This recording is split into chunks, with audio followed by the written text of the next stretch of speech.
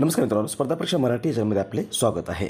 मार्च महिन्यामधल्या चालू घडामोडीचा हा आपला 6वा व्हिडिओ आहे। यापूर्वीच्या सगळ्या व्हिडिओच्या लिंक खाली डिस्क्रिप्शन बॉक्समध्ये दिलेल्या आहेत, त्यावर क्लिक करून तुम्ही यापूर्वीचे सगळे व्हिडिओज पाहू शकता। व्हिडिओ आवडले तर व्हिडिओ लाईक करा, चॅनल आतापर्यंत सबस्क्राईब केलं नसेल चॅनल सबस्क्राईब करा। आता आपण आजचा व्हिडिओ सुरू करूयात। आजचा आपला पहिला प्रश्न आहे, खालीलपैकी कोणाला नुकताच 59वा ज्ञानपीठ पुरस्कार जाहीर झाला आहे? याचं बरोबर उत्तर आहे पर्याय क्रमांक 3 विनोद कुमार शुक्ल। विनोद कुमार शुक्ल हे एक हिंदी कवी आणि कथाकार आहेत आणि यांना नुकताच 59वा हा ज्ञानपीठ पुरस्कार जाहीर झालेला आहे। हे छत्तीसगडचे असून छत्तीसगडचे असे पहिलेच लेखक बनलेले आहेत ज्यांना ज्ञानपीठ पुरस्काराने सन्मानित करण्यात आलेलं आहे। याच विनोद कुमार शुक्ल यांना काही दिवसापूर्वीच आंतरराष्ट्रीय स्तरावरील नोबोकोव हा पुरस्कार देण्यात आला होता आणि नोबोकोव हा पुरस्कार प्राप्त करणारे त्या आशियातील पहिले साहित्यिक देखील बनले होते। उत्तर असेल पर्याय क्रमांक 3 विनोद कुमार शुक्ल।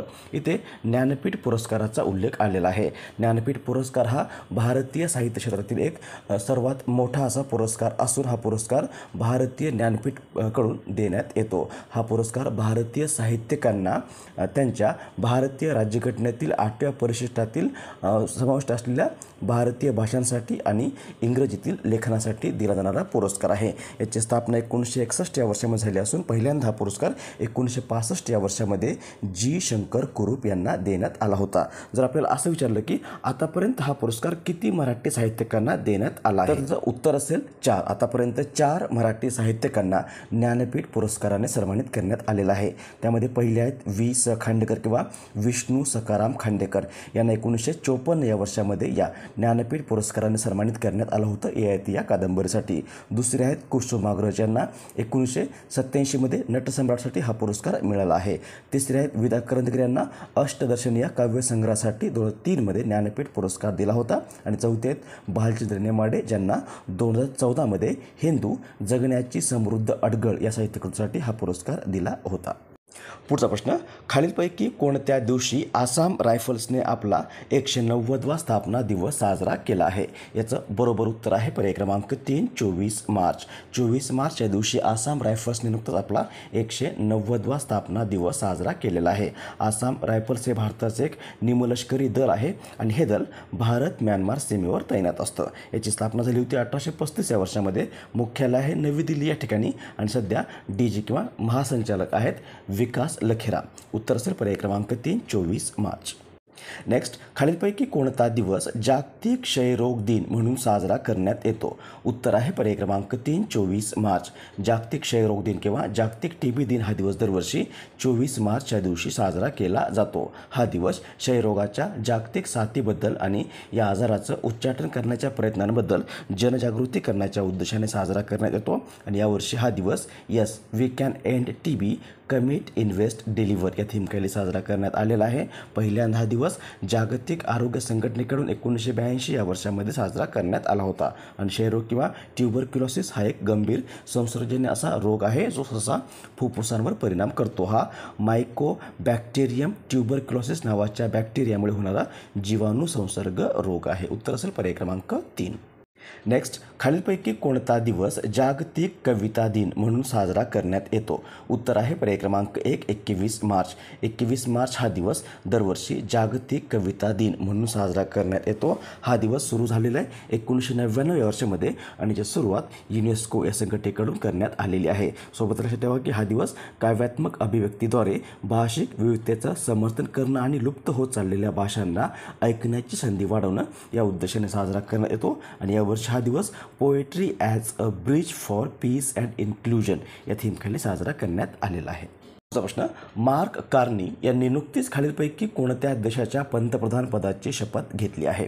उत्तर आहे पर्याय क्रमांक 1 कॅनडा। हे बघा, हे आहेत मार्क कार्नी आणि नुकतेच कॅनडाचे नवीन पंतप्रधान बनलेले आहेत। त्यांनी नुकतीच 14 मार्च 2025 या दिवशी कॅनडाचे 24वे पंतप्रधान म्हणून शपथ घेतलेली आहे। ते आता जस्टिन ट्रूडो याच्या जागेवर कॅनडाचे नवीन पंतप्रधान बनलेले आहेत। कॅनडा मॅपमध्ये इथे आहे कॅनडा, राजधानी आहे ओटावा, सध्या पंतप्रधान बनलेत हे मार्क कार्नी आणि चलन किंवा करन्सी आहे कॅनडियन डॉलर। खालीलपैकी कोणता दिवस सामाजिक सबलीकरण दिन म्हणून साजरा करण्यात येतो? उत्तर आहे पर्याय क्रमांक 1 20 मार्च. 20 मार्च 1927 या दिवशी डॉक्टर बाबासाहेब आंबेडकर यांनी रायगड जिल्ह्यातील महाड या ठिकाणी चवदार तळ्याचा सत्याग्रह केला होता. यामुळे दरवर्षी 20 मार्च हा दिवस सामाजिक सबलीकरण दिन म्हणून साजरा करण्यात येतो. पुढचा प्रश्न, खालीलपैकी कोणता दिवस जागतिक जल दिन म्हणून साजरा करण्यात येतो? याचं उत्तर आहे पर्याय क्रमांक 1 22 मार्च. गोड्या पाण्याचं महत्त्व अधोरेखित करण्यासाठी आणि त्यांच्या शाश्वत व्यवस्थापनाला प्रोत्साहन देण्याच्या उद्देशाने दरवर्षी 22 मार्च हा दिवस जागतिक जल दिन म्हणून साजरा करण्यात येतो आणि यावर्षी हा दिवस ग्लेशियर प्रिव्हेन्शन या थीमखाली साजरा करण्यात आलेला आहे.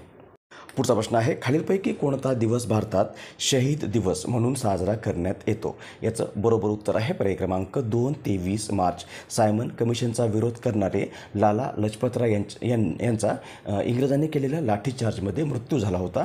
यामुळे चंद्रशेखर आझाद, भगतसिंग, राजगुरू, सुखदेव आणि अन्य क्रांतिकारकांनी 17 मार्च 1928 या दिवशी ब्रिटिश अधिकारी सॉन्डर्सला गोळ्या घालून ठार केलं होतं. या प्रकरणी इंग्रजांनी भगतसिंग, राजगुरू आणि सुखदेव यांना पकडून अटक केलं होतं आणि 23 मार्च 1931 या दिवशी यांना लाहोर तुरुंगामध्ये फाशी देण्यात आली होती. यामुळेच दरवर्षी हा 23 मार्च हा दिवस भारतामध्ये शहीद दिवस म्हणून साजरा करण्यात येतो. उत्तर असेल पर्याय क्रमांक 2 23 मार्च. पुढचा प्रश्न आहे, विनय कुमार यांची नुकतीच खालीलपैकी कोणत्या देशात भारताचे राजदूत म्हणून नियुक्ती करण्यात आली आहे? याचं बरोबर उत्तर आहे पर्याय क्रमांक 2 रशिया. विनय कुमार हे 1992 बॅचचे IFS अधिकारी आहेत आणि यांची नुकतीच भारताचे रशियातील राजदूत म्हणून नियुक्ती करण्यात आलेली आहे. सध्या ते म्यानमारमध्ये कार्यरत आहेत. उत्तर असेल पर्याय क्रमांक 2 रशिया. रशिया मॅपमध्ये इथे आहे रशिया, राजधानी आहे मॉस्को, सध्या राष्ट्रपती आहेत व्लादिमीर पुतिन आणि चलन किंवा करन्सी आहे रुबल. पुढचा प्रश्न आहे, खालीलपैकी कोणता दिवस जागतिक वन दिन म्हणून साजरा करण्यात येतो? उत्तर आहे पर्याय क्रमांक 2 21 मार्च. वनांच्या मानवी जीवनाशी असलेलं सरळ संबंध किंवा वनांचा मानवी जीवनाशी असलेला संबंध, जंगलावर अवलंबून असलेली प्राचीन औषध प्रणाली सोबतच जंगलावर उपजीविका भागवणाऱ्या जमाती आणि जैवविविधता याबाबत लोकांमध्ये जागरूकता निर्माण करण्याच्या उद्देशाने सोबतच जंगल संवर्धन आणि संरक्षणाच्या उद्देशाने दरवर्षी हा 21 मार्च हा दिवस संयुक्त राष्ट्रसंघाकडून 2012 पासून जागतिक वन दिन म्हणून साजरा केला जातो आणि यावर्षी हा दिवस फॉरेस्ट अँड फूड्स या थीमखाली साजरा करण्यात आलेला आहे. पर्याय क्रमांक 2 21 मार्च हे याचं बरोबर उत्तर असेल.